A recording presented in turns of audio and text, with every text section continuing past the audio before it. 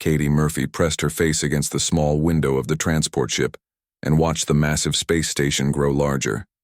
The Galactic Defense Academy looked like a giant metal city floating in the dark. Lights blinked across its surface, like stars. She had never seen anything so big. The girl from Montana felt her stomach twist with nerves. Back home, the biggest building she knew was the grain elevator in town. Now she was going to live and train with aliens from across the galaxy. Her mother had cried when Katie left Earth. Her father just nodded and said she would make them proud. "First, time off world?" asked the pilot, a blue-skinned woman with 4 arms. "Yes, ma'am," Katie replied. Her voice sounded small in the cockpit. "Don't worry, most species are friendly enough. Just remember to bow when you meet a Saurian, they like respect." The transport docked with a soft thump. Katie grabbed her single bag and followed the pilot through the airlock. The station's main corridor stretched out before her like a tunnel with no end. Aliens of every shape and size walked past. Some looked almost human. Others were so strange Katie had to stop and stare. A tall reptile creature with golden scales approached her. It wore a military uniform covered in medals.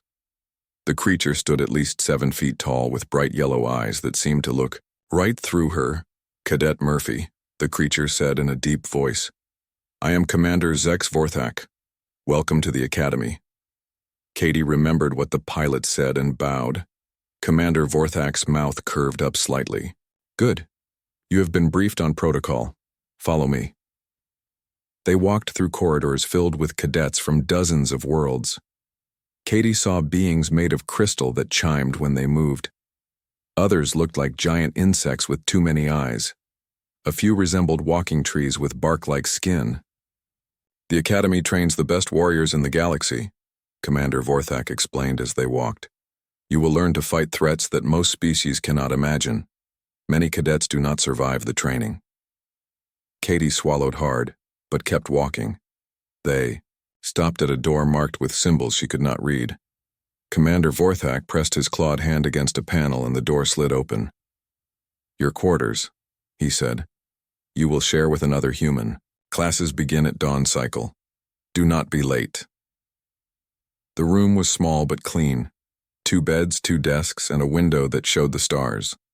A young woman with dark hair sat on one of the beds reading from a glowing tablet. "You must be Katie," the woman said with a smile. "I'm Lynn Rodriguez from Texas, been here 2 weeks already." Katie dropped her bag and sat on the empty bed. "Is it always this overwhelming?" "You get used to it. Most aliens are decent enough. Some think humans are primitive, but that just means they underestimate us." Lynn closed her tablet and looked at Katie seriously. "The training is hard, really hard, but stick with me and we'll both make it through." The next morning came too early. Katie woke to the sound of alarms echoing through the station. Lynn was already dressed in the gray training uniform all cadets wore. "Breakfast first," Lynn said. "Then combat simulation. Hope you're ready to get your butt kicked." The dining hall buzzed with conversation in dozens of languages. Katie got in line behind Lynn and picked up a tray. The food looked strange, but smelled good enough. She chose items that looked least likely to poison her. They sat at a table with other human cadets. Katie counted 12 humans total out of hundreds of cadets in the hall. "Earth only got 12 spots this year," explained a boy named Pete. "Most species have been part of the galactic community for thousands of years. We're the new kids." "How new?" Katie asked. "First contact was only 50 years ago," said a girl named Amy. "Some species have been traveling between stars since before human civilization existed." After breakfast, they headed to the simulation room. Commander Vorthak stood before a group of 30 cadets from different worlds. Behind him, a massive screen showed a star map with red dots moving across it. "Today you will face your first combat scenario," the commander announced. "Pirates have attacked a colony ship. Your mission is to board their vessel and rescue the hostages." Katie felt her heart race. She had trained with her father who was in the military, but this was different. This was alien combat with weapons she had never seen. The cadets split into teams of 6. Katie found herself with Lynn, 2 crystal beings, an insect creature, and something that looked like a walking plant. They were given energy weapons and Basic armor. The simulation began. Katie and her team materialized inside what looked like a real spaceship. Emergency lights flashed red. Somewhere in the distance they could hear shouting and weapon fire. "Stay together," ordered one of the crystal beings. Its voice sounded like breaking glass. "We advance by standard formation." They moved through the ship's corridors carefully, the crystal being led while the insect creature watched their rear. Katie stayed in the middle with Lynn. They found the first group of pirate robots around a corner. The crystal being gave hand signals and the team prepared to attack. But when they charged, everything went wrong. The pirates had better weapons than expected. The crystal being's energy shields cracked under heavy fire. The insect creature got separated from the group. Within minutes, half the team was eliminated from the simulation. Katie found herself pinned behind a metal crate with Lynn, while enemy fire sparked off the walls around them. "This isn't working," Katie whispered. "No kidding," Lynn replied. "Got any bright ideas?" Katie looked around the simulated ship. The pirates were dug in behind barricades covering all the obvious approaches. Her teammates were trying to advance the same way they had been trained, but it was not working. "What if we don't attack where they expect?" Katie said. She pointed up at the ceiling. Maintenance shafts ran overhead, barely visible in the dim light. "Think you can reach that?" she asked Lynn. "Maybe, but that's not standard tactics." "Standard? Tactics are getting us killed," Katie called out to her remaining teammates. "Cover us for 30 seconds. Before anyone could argue, Katie started climbing the wall using pipes and cables. Her small size helped her squeeze into spaces the larger aliens could not reach. Lynn followed close behind. They crawled through the maintenance shaft until they were directly above the pirates. Katie could hear them talking in electronic voices below. "On 3, Katie whispered to Lynn. "Drop down right behind them." They kicked open the ceiling panel and dropped into the middle of the pirate position. The enemy robots spun around in confusion as Katie and Lynn opened fire from behind their barricades. With the pirates distracted, their teammates charged from the front. The simulation ended with all hostages rescued and minimal casualties. Commander Vorthak's voice echoed through the room. "Simulation complete. Report to debriefing." The teams gathered around the commander. Most had failed their missions completely. A few managed to rescue some hostages but lost most of their team members. "Cadet Murphy," Commander Vorthak said, his yellow eyes fixed on Katie. "Explain your tactics." "Sir, the standard approach wasn't working. We needed to attack from an unexpected angle. You disobeyed the formation leader's orders." Katie felt her face get hot. "Yes, sir, but it worked." Several alien cadets hissed or made sounds of disapproval. Humans were supposed to follow orders, not improvise. Commander Vorthak studied Katie for a long moment. "Unorthodox, dangerous, but effective." He paused. "See me after evening meal, Cadet Murphy." That night, Katie knocked on Commander Vorthak's office door. The reptilian officer sat behind a desk covered with reports and star charts. "Sit," he commanded. Katie took the chair across from him. The commander's claws tapped against the metal desk. "In my 300 years of service, I have trained thousands of warriors," he began. "Most follow the proven methods of their species. This is good, it keeps them alive." Katie waited for him to continue. "But sometimes," Commander Vorthak said, "survival requires new thinking. Your species has been part of galactic civilization for mere decades, yet you approach problems differently than races who have fought the same battles for millennia. That good or bad, sir? That remains to be seen, Cadet Murphy. But something is coming, something we have not faced in a very long time." He touched a control on his desk. The wall screen lit up with reports from across the galaxy. "Ships are disappearing. Entire colonies have gone silent. The readings we detect suggest something ancient has awakened." Katie stared at the screen. Red markers showed dozens of missing ships and lost settlements. "What does this have to do with me, sir?" Commander Vorthak's eyes seemed to glow in the dim light. "Perhaps nothing, or perhaps everything. Report to Lab 7 tomorrow after morning training. Dr. Quillen has requested human volunteers for a special project." Katie left the commander's office with more questions than answers. As she walked back to her quarters, she noticed something strange. The other cadets stepped aside when she passed. Word of her simulation performance had spread. Some looked at her with respect, others with suspicion. Katie realized that in one day she had gone from being just another human cadet to someone the aliens were watching carefully. She found Lynn waiting in their room with a concerned expression. "What did Vorthak want?" Lynn asked. "I'm not sure," Katie replied honestly, "but I think things are about to get a lot more complicated." Outside their window, the stars looked the same as always, but Katie had the feeling that somewhere in that vast darkness, something was looking bow. Katie stood outside Lab 7 the next morning, her hands sweating despite the cool air.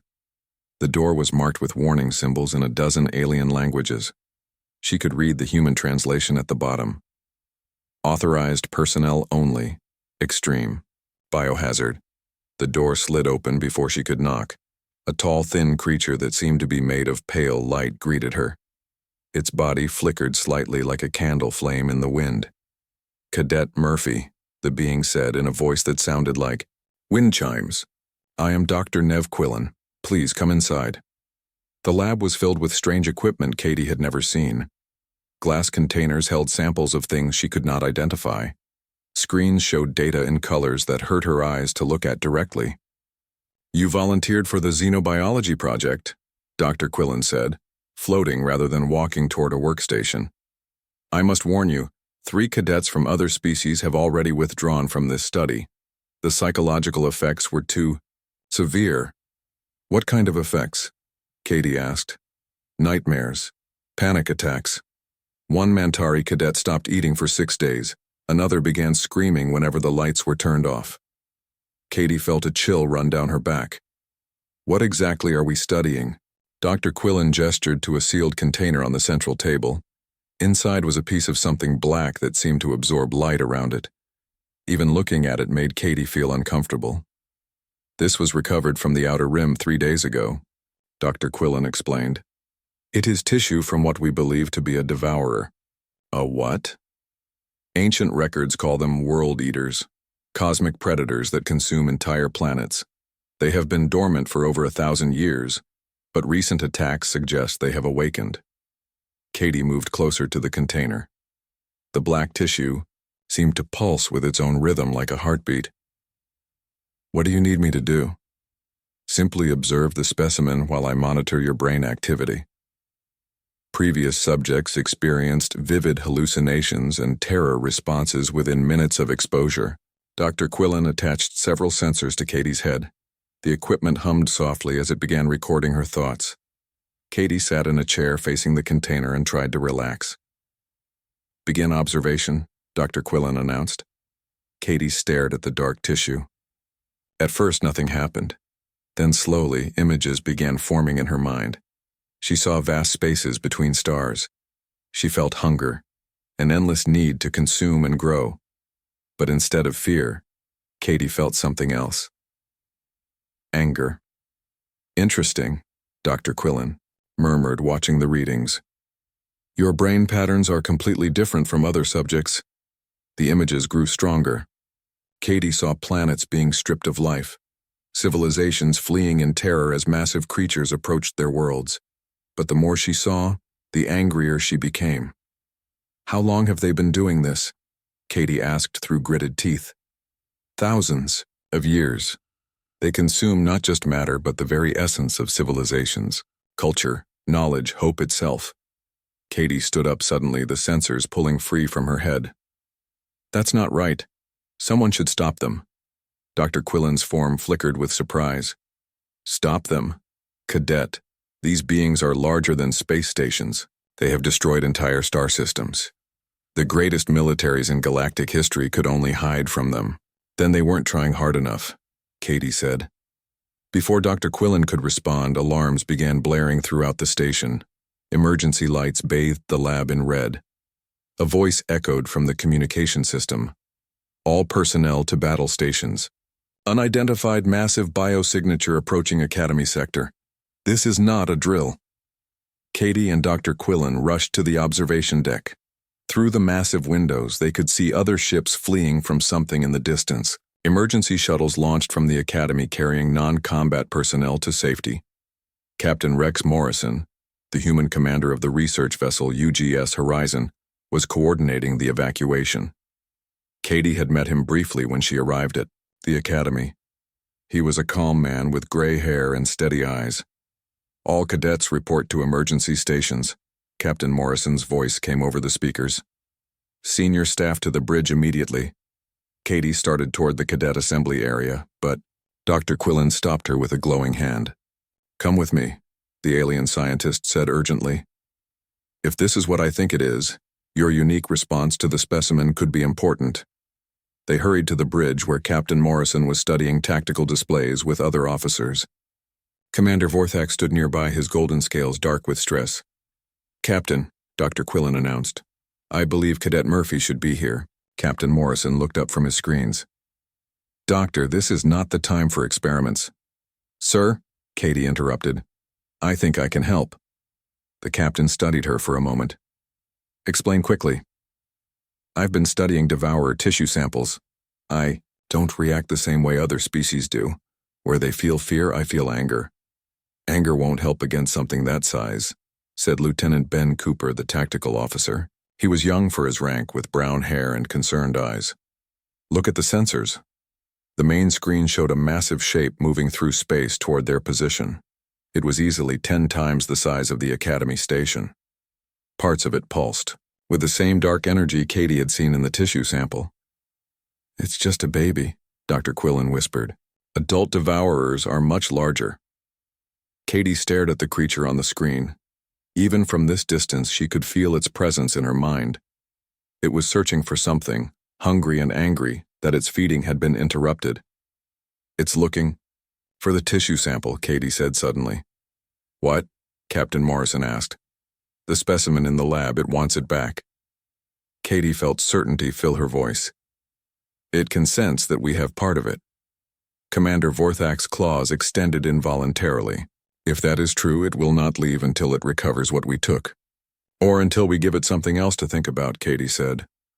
Before anyone could stop her, Katie activated the ship's communication system.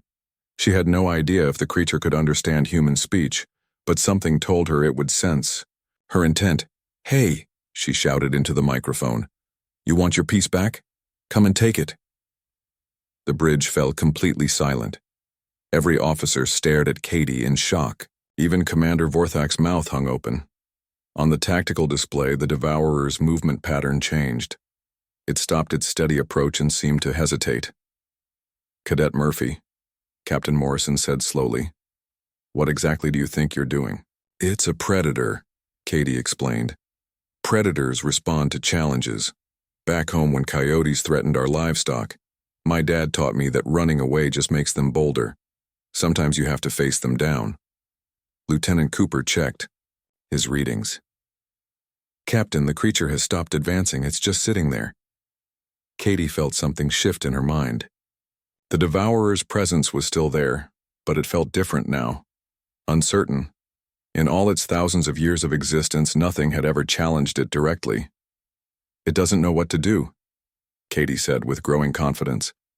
"It's used to everything running away." Dr. Quillen's form pulsed brighter. The historical records never mentioned direct confrontation. Every species either fled or was consumed. "Maybe that's been the problem," Katie replied. Captain Morrison made a decision. "All ships maintain current positions. Do not retreat unless ordered." He looked at Katie. "What happens now?" Katie stared at the creature on the screen. She could feel its confusion growing. For the first time in its existence, something much smaller than itself was not showing fear. "Now we find out if it's really as tough as everyone thinks," she said. The devourer began moving again, but slower than before. Its approach was cautious, almost hesitant. Katie realized that her challenge had fundamentally changed the situation. "Captain," Lieutenant Cooper reported, "I'm reading strange energy fluctuations from the creature. It's like it's thinking." "About what?" Commander Vorthak asked. Katie understood. about whether we're worth the trouble. Predators don't like uncertain situations. They prefer easy prey. And we're not acting like prey, Captain Morrison said, beginning to understand. Exactly. The devourer continued its slow approach for another hour, but as it got closer, Katie could sense its growing uncertainty. Every few minutes it would pause as if reconsidering. Finally, when it was still several thousand kilometers away, the creature stopped completely. For long minutes nothing happened.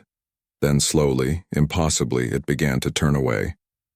"It's retreating," Lieutenant Cooper announced in disbelief.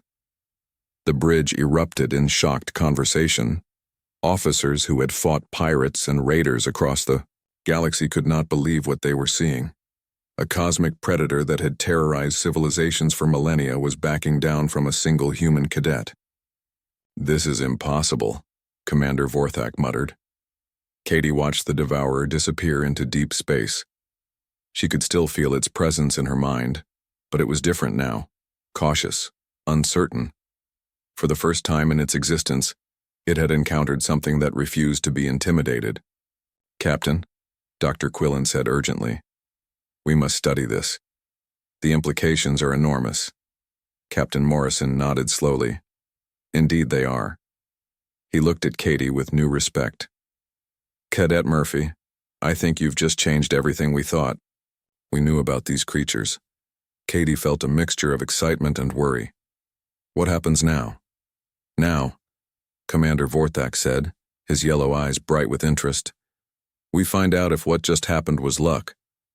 3 weeks after the Academy incident, Katie found herself aboard the heavy cruiser UGS Defiance, racing toward the Kepler system where another devourer attack was in progress.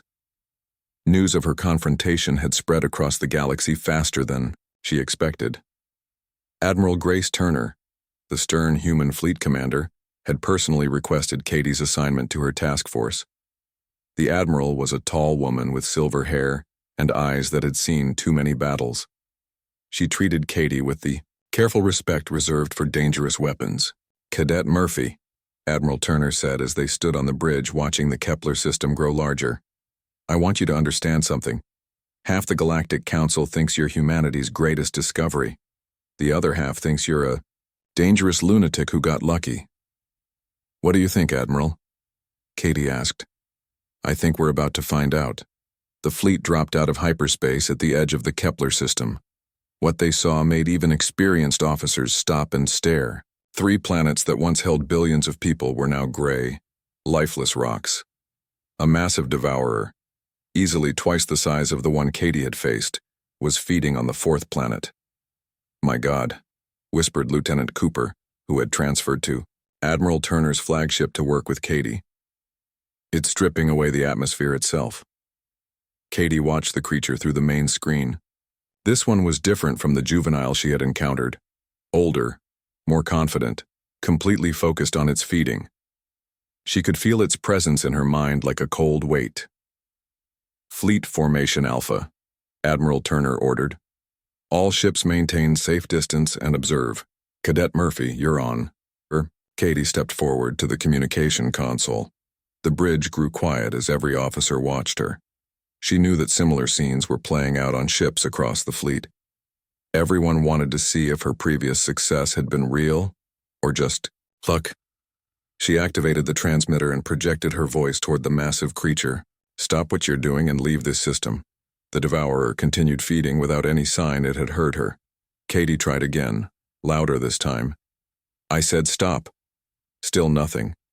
The creature's feeding tentacles continued pulling life from the dying planet below. Dr. Paul Hayes, a human brain scientist who had joined the fleet to study Katie, checked his instruments. "Your neural activity is spiking, but the creature isn't responding like the last one did." Katie felt frustration building inside her. The juvenile devourer had at least acknowledged her presence. This one acted like she did not exist. "It's ignoring." "Me?" she said. "Maybe it's too focused on feeding," Lieutenant Cooper suggested. Admiral Turner studied the tactical display. "Or maybe it's learned from what happened at the Academy. Word travels fast, even among cosmic predators." Katie stared at the devourer and felt something change in her thinking. The creature was not just ignoring her words. It was dismissing her as a threat entirely. Back home in Montana, she had learned that some predators only respected strength they could understand. "Admiral," Katie said slowly, "I need to get closer." "Absolutely not," Admiral Turner replied immediately. "That thing could swallow our entire ship. It won't listen from this distance. I need to make it see me as a real threat." Dr. Hayes looked up from his instruments. "Katie's right about the distance factor. Her neural patterns seem to have limited range. The closer she gets, the stronger the effect." Admiral Turner was quiet for a long moment. Katie could see the Admiral weighing the risk of losing a ship against the chance of stopping the devourer. "How close?" the Admiral finally asked. "Close, enough that it can't ignore me anymore." Admiral Turner looked around the bridge at her officers. Some nodded agreement. Others looked worried. Finally, she made her decision. "Helm, take us in. Slow approach. All weapons ready, but do not fire unless I give the order." The UGS Defiance moved toward the feeding devourer. As they got closer, Katie could feel the creature's presence growing stronger in her mind. It radiated hunger and ancient confidence. This was a being that had consumed thousands of worlds over millions of years. 2,000 kilometers in closing, the navigation officer reported. Katie tried her challenge again. This time, she felt a flicker of awareness from the devourer. It had noticed her, but it was not impressed. 1,000 kilometers. The creature's feeding slowed slightly. Katie could sense its attention turning toward their ship. But instead of fear or uncertainty like the juvenile had shown, this devourer felt only mild curiosity. 500 kilometers. Katie closed her eyes and reached out with her mind toward the massive predator. What she felt made her stomach turn. The creature was old beyond measure. It had watched entire civilizations rise and fall. In its memory, she could see the destruction of countless worlds. But she also sensed something else. The devourer had never been truly challenged. Every species it encountered either fled in terror or died quickly. It had grown lazy from millions of years of easy feeding. "Katie," Lieutenant Cooper said urgently, "your readings are off the charts." Katie opened her eyes and looked directly at the devourer. It was so close now that it filled most of the viewing screen. She could see the individual feeding tentacles that were draining the planet below. "You think you're so tough," she said into the communicator, "but you're just a bully. You only pick on things that can't fight back." The devourer's feeding stopped completely. Katie felt its full attention focus on their small ship. "That's it," Dr. Hayes said excitedly. "It's responding." Katie stood up and moved closer to the screen. The devourer's massive form pulsed with dark energy as it considered this tiny creature that dared to insult it. "Come on," Katie continued. "Stop hiding behind your size and face something that will fight back for once." The bridge shook as the devourer released a wave of psychic energy. Every alien crew member cried out in pain and fear. Several collapsed, but the human crew members, while shaken, remained standing. "Fascinating," Dr. Hayes muttered, still taking readings despite his pale face. Humans seem naturally resistant to their fear projections.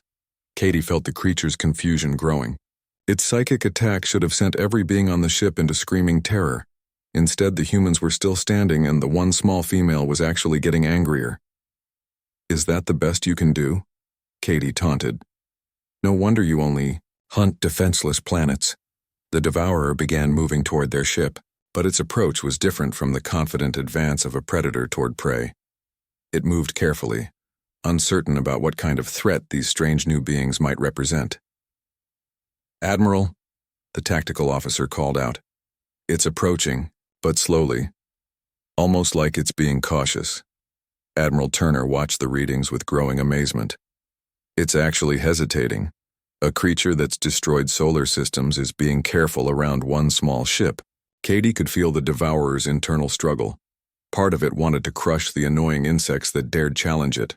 But another part, a part that had kept it alive for millions of years, was warning it to be careful of unknowns. As the creature drew closer, Katie made a decision that surprised everyone, including herself. She turned away from the screen and walked toward the exit. "Where are you going?" Admiral Turner demanded. "To get a better view," Katie replied, "and to make sure it knows I'm not afraid." She headed for the observation deck, a section of the ship with transparent walls that provided a complete view of space around them. Lieutenant Cooper and Dr. Hayes followed her, along with several other crew members.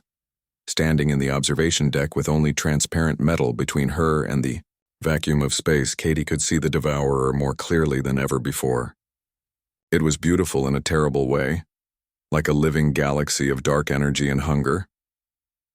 The creature stopped just a few hundred meters from the ship.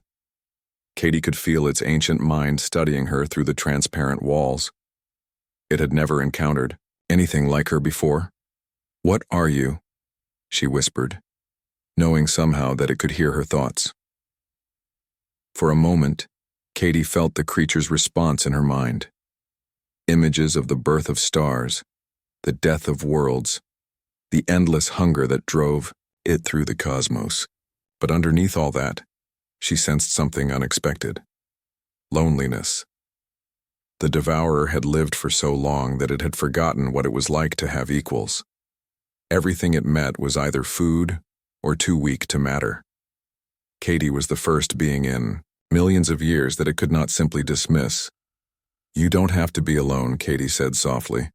The creature recoiled as if struck. The concept was so foreign to it that Katie felt its confusion like a physical blow. For eons, the Devourer had been the ultimate predator, beyond connection with any other form of life. Slowly, carefully, the massive creature began to back away from the ship. It was not retreating in fear like the juvenile had done. Instead, it was withdrawing to think about what it had encountered. Katie watched it go with mixed feelings. She had succeeded in making it leave the system, but she had also seen something in its ancient mind that troubled her. The Devourers were not just mindless predators. They were beings capable of thought and feeling, which made them far more dangerous than anyone had realized. "Incredible," Dr. Hayes said, reviewing his instruments. "Not only did you make it retreat, but you established some kind of communication with it." Admiral Turner joined them on the observation deck. "What did you learn, Cadet?" Katie stood in the war room of New Geneva Station, staring at the holographic display that showed the galaxy under attack. Red markers indicated Devourer sightings across 30 star systems. The creatures were no longer acting alone. They had formed hunting packs. "It's coordinated," Admiral Turner said grimly. "Every attack follows the same pattern. They test our response, then retreat before we can engage properly. They're learning our tactics." Colonel Jake Bennett, Katie's father, had arrived 3 days ago with a full regiment of human Marines. His weathered face showed the same determination Katie remembered from their hunting trips back in Montana, but his eyes held new worry. "How many ships have we lost?" he asked. 43 vessels across all species," replied High Counselor Thex, a being made of living crystal whose voice chimed like broken glass. "The Devourers are targeting ships with human crews specifically. They seem to consider your daughter's people a priority threat." Katie felt the weight of responsibility settle on her shoulders. "They're trying to eliminate humans before we can spread our tactics to other species, which means we're running out of time," said Specialist Maya Chen, the communications expert who had been working with Katie to amplify her abilities. Maya was a small woman with quick hands and quicker mind. She had developed equipment that could boost Katie's mental projections across greater distances. Dr. Hayes looked up from his portable scanner. "Katie's neural patterns have changed significantly over the past month. The constant contact with Devourer minds is affecting her brain structure. She's becoming more sensitive to their presence, but also more vulnerable to their psychic attacks." "How vulnerable?" Colonel Bennett asked sharply. "Hard to say, but each encounter takes more out of her. And we're detecting something else. The Devourers are sending specialized hunter forms. They're breeding creatures specifically designed to counter human psychological warfare." Katie walked to the main display and studied the attack patterns. Something about them felt familiar, like a hunting strategy she had seen before. "They're hurting us," she said suddenly. "What?" Admiral Turner asked. Look at the attack locations. They're not random. They're forcing our fleets toward the core systems, concentrating our forces.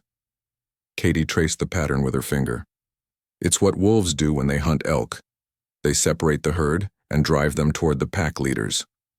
High Counselor Thex's crystal form pulsed with alarmed light. You believe this is preparation for a larger attack? I think they're getting ready to face me directly. All of this, the testing, the retreats, the specialized hunters, they're preparing for a final confrontation. Colonel Bennett studied his daughter with pride and concern. Then we make sure you're ready for them. Over the next week, Katie worked with Maya to test the limits of her abilities. They discovered that other humans could partially replicate her effects if they focused on the same emotional states. Anger at injustice, protective instincts, and stubborn refusal to submit to superior force all seemed to confuse the Devourers. It's not just Katie, Maya explained to the assembled commanders. It's human psychology in general. We evolved as persistence hunters who refuse to give up even when facing larger predators. The Devourers have never encountered that mentality on a galactic scale. Lieutenant Cooper, who had become Katie's closest advisor, pulled up tactical reports from recent engagements. Ships with mixed human-alien crews are showing better survival rates. The humans seem to steady the other species during psychic attacks. Because we don't break under pressure the same way, Katie said. Most species either submit to superior force or flee. Humans get stubborn and angry instead. Admiral Turner nodded slowly. So we need to get humans onto every ship in the fleet. Use your people as psychological anchors for the other species. That's part of it, Katie agreed. But there's something else. The Devourers aren't just predators, they're pack hunters. They work together, coordinate their attacks, support each other. If we're going to beat them, we need to do the same thing. Colonel Ew. Bennett leaned forward. What do you have in mind? Katie activated the holographic display and began highlighting key positions. Human military doctrine talks about force multiplication. One well-trained soldier can make an entire unit more effective. I think we can do the same thing with the Devourers. Turn them against each other? High Counselor Thex asked. No. Turn them into individuals instead of a pack. Predators are strongest when they work together, but they're also competitive. If we can make them start competing with each other instead of cooperating, we can break their coordination. Dr. Hayes looked intrigued. How would you do that? By making myself a prize worth fighting over? Katie said quietly. The room fell silent. Every person present understood the implications of what she was suggesting. Absolutely not, Colonel, Bennett said firmly. I won't let you use yourself as bait for those things. Dad, it's the only way. They want to eliminate the human threat, and they see me as the biggest part of that threat. If I can draw them into fighting each other for the chance to face me, we can break their pack unity.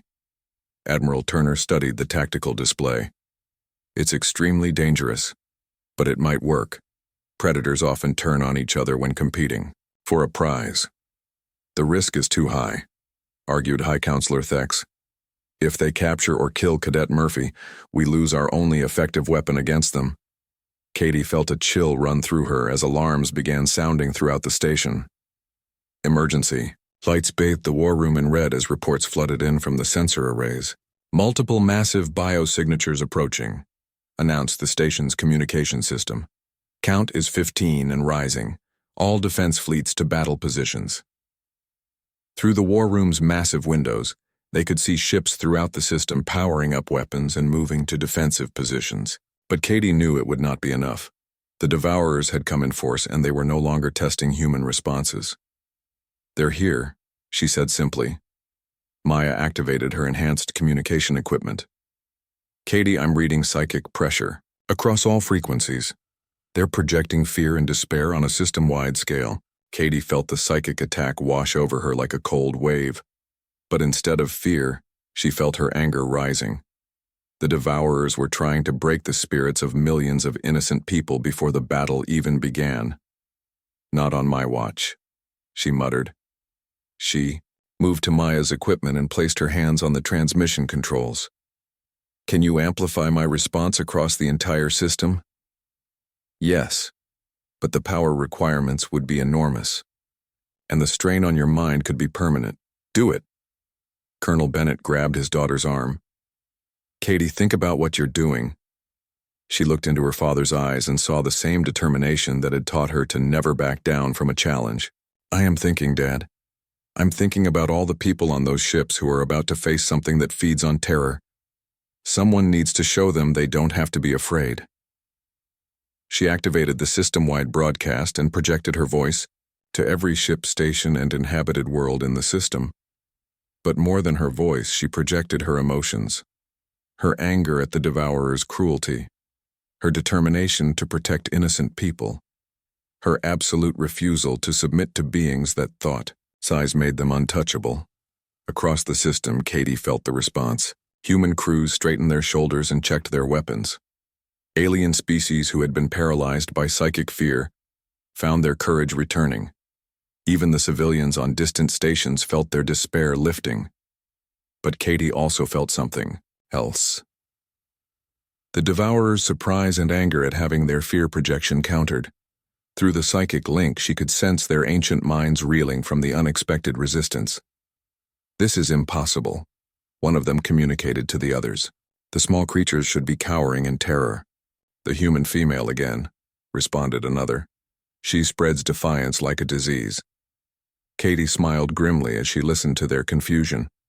"That's right, and it's contagious." The lead Devourer, larger and older than the others, focused its attention directly on Katie. She felt its massive intelligence pressing against her mind like a mountain trying to crush her. "You will face me directly, small defiant one," it projected. "No more hiding behind metal shells and distance. Come to us, and we will show you why countless civilizations have knelt before our hunger."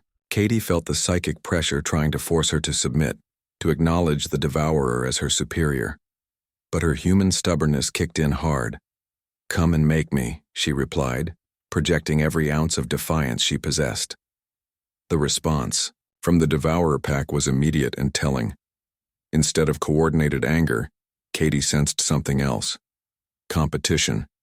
Each of the massive creatures wanted to be the one to crush this unprecedented defiance. "I will claim her," declared one. "No, she is mine to break," responded another. "You are all too weak." "I will show her true despair," announced a third. Katie felt a moment of triumph as the pack unity began to crack. The Devourers were so focused on competing for the right to face her that they were losing sight of their coordinated strategy. "It's working," she whispered to Maya. "They're turning competitive." But her triumph was short-lived. The eldest Devourer, the pack leader, imposed its will on the others with psychic force that made Katie's head ring. The 15 Devourers moved through space like living nightmares, their massive forms blotting out the stars. Katie stood on the bridge of the UGS Defiance, watching them approach through the main screen. Each creature was larger than a space station, their dark bodies pulsing with hunger that had consumed countless worlds. "All ships report ready," Admiral Turner announced. "Human crews are distributed across the fleet as planned." Katie could feel the Devourer's psychic pressure growing stronger as they approached. They were broadcasting waves of terror and despair meant to break the will of any defenders before the battle began. But across the human ships, she sensed something different. Determination. Anger. The stubborn refusal to quit that had carried her species from cave dwellers to star travelers. "Maya, are you getting readings on their communication?" Katie asked. "Yes," Maya replied, adjusting her equipment. "They're coordinating attack patterns. But Katie, there's something else. They're afraid." "Afraid of what?" "Of you. Of what you represent. They keep referring to something they call the corruption of defiance. They think human stubbornness might spread to other species if they don't stop it here." Katie felt a chill of understanding. "They're not just hunting us. They're trying to prevent an idea from spreading." Colonel Bennett, standing nearby in full combat armor, checked his weapon one final time. "What idea?" "That you don't have to submit to bigger predators. That sometimes the small and determined can beat the large and complacent." The lead Devourer's psychic voice suddenly filled every mind in the system. Its mental pressure was so strong that several alien crew members collapsed immediately. "Surrender the Defiant One," it commanded. Give us the human female who spreads the poison of resistance, and we will consume your worlds quickly. Refuse, and we will feed slowly, savoring every moment of your despair. Admiral Turner activated the fleet communication system. This is Admiral Grace Turner of the Human Defense Fleet. Our answer is simple: go to hell. Katie felt pride surge through her at the Admiral's response, but she also felt the Devourer's rage at being refused. They had offered mercy by their standards and had been rejected. Then you will all learn why the galaxy has feared us for millions of years, the lead Devourer replied. The attack began immediately. The Devourers spread out in a coordinated pattern, each one targeting a different section of the defense fleet. Their feeding tentacles lashed out across vast distances, trying to drain the life force from ships and crews. But something unexpected happened. The ships with human crews held their positions even as the psychic attacks intensified. More importantly, the human presence seemed to strengthen the resolve of alien crew members who would normally have broken under such pressure. It's working, Dr. Hayes reported excitedly. The human psychological resistance is protecting entire ship crews from their fear projections. Katie watched the battle unfold on the tactical display. The Devourers were powerful, but they were used to enemies who broke and ran after the first psychic assault. The human-led fleet was actually fighting back, and it was confusing them. Admiral, Lieutenant Cooper called out. The Devourers are changing tactics. They're converging on our position. Katie understood immediately. They've figured out that I'm the source of the resistance. They're going to try to eliminate me directly.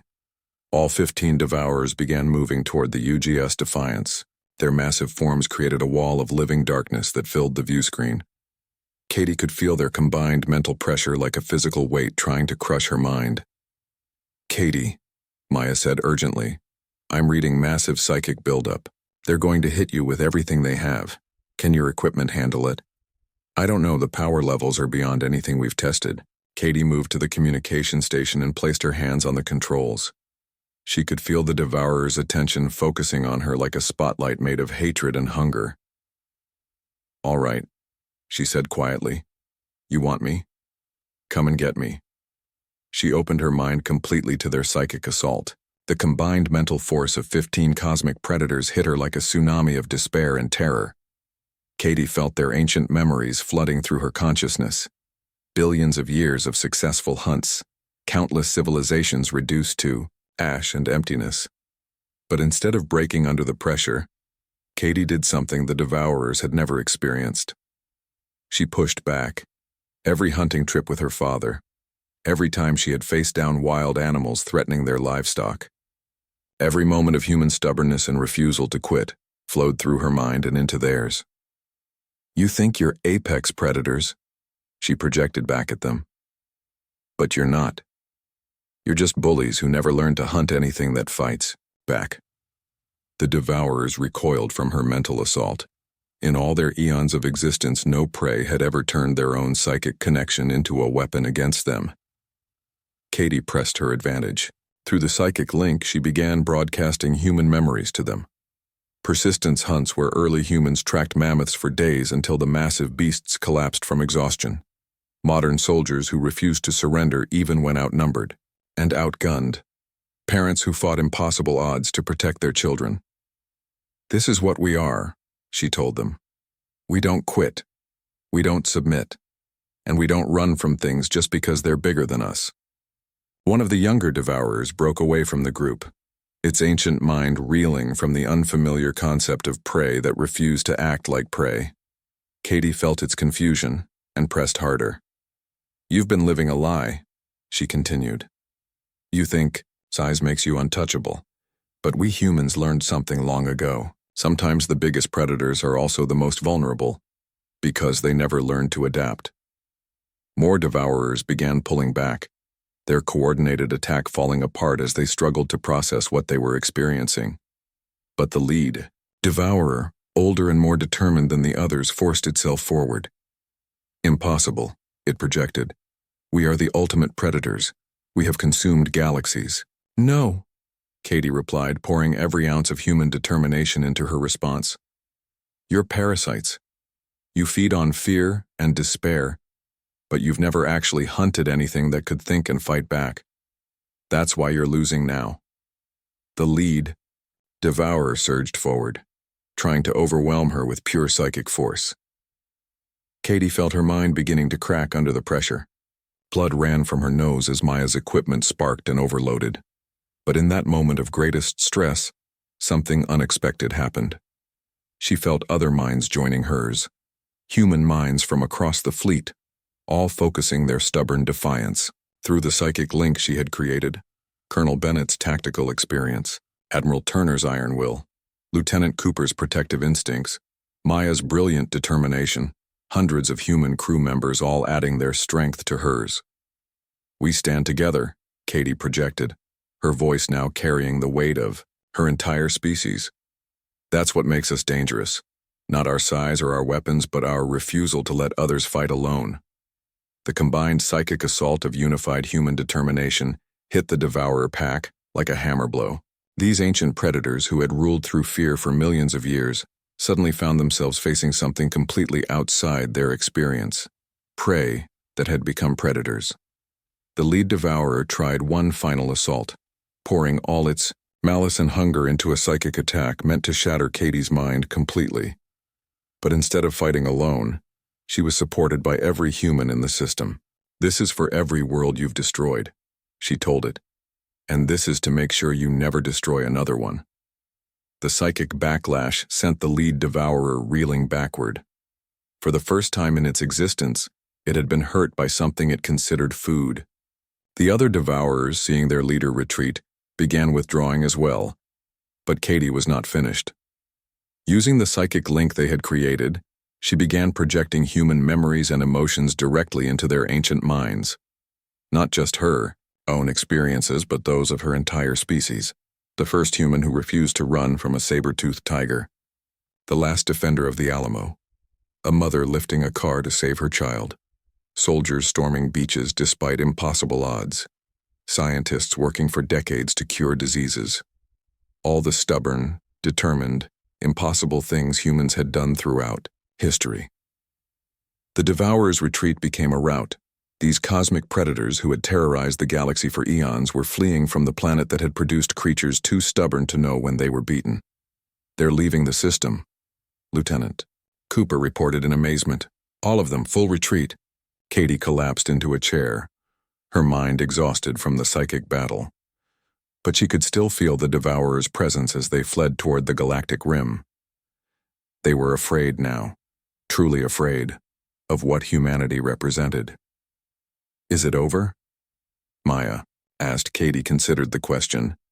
Through the fading psychic link, she could sense the Devourers communicating with others of their kind across the galaxy. They were spreading word about the new threat, the prey species that refused to act like prey. "It's over for now," Katie said finally. "But they'll adapt. They'll try to find ways to counter what we've learned." Admiral Turner smiled grimly. "Then we'll adapt too. And we'll teach every species in the galaxy to fight like humans when they have to." Colonel Bennett helped his daughter stand up. "I'm proud of you, Katie.